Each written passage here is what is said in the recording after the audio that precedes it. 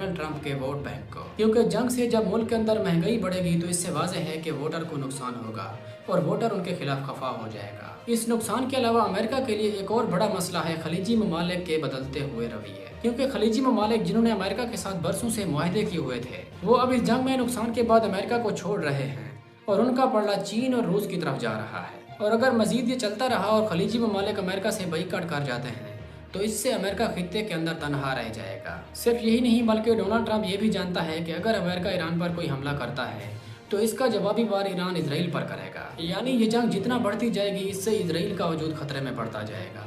इसलिए America Israel को बचाने के लिए मुज़ाकरात की ढाल बना रहा है। सिर्फ यही नहीं बल्कि एक और बात भी है जो कि अमेरिका को इस जंग से पीछे हटने पर मजबूर कर रही है, और वो है अब नए हॉर्मोज़ की बंदिश। बेसिकली अब नए हॉर्मोज़ एक ऐसी जगह है जहाँ से दुनिया की तवानाई का तकरीबन बहुत सा हिस्सा गुजरता है। बेसिकली स्ट्रेट ऑफ हॉर्मोज़ वो पॉइंट है जो कि ईरान, यूएई और ओमान के दरमियान मौजूद है और 35 किलोमीटर पर फैला हुआ ये एरिया जो कि दुनिया के तिजारती जहाज़ों के गुजरने की सबसे बड़ी गुजरगाह है, इस पर ईरान का मुकम्मल कंट्रोल है। अब मसला ये पेश आया कि जैसे ही ये जंग शिद्दत इख्तियार कर गई तो ईरान ने अब नए हॉर्मोज़ को मुकम्मल तौर पर बंद कर दिया और ईरान ने ये ऐलान किया कि इस इलाके से गुजरने वाला कोई भी बहरी जहाज सेफ नहीं होगा बल्कि ईरान उसे जला देगा। ईरान ने स्ट्रेट ऑफ हॉर्मोज़ को मुकम्मल तौर पर बंद कर दिया है। अब सवाल यह है कि स्ट्रेट ऑफ हॉर्मोज़ के बंद होने से अमेरिका को क्या नुकसान हो रहा है।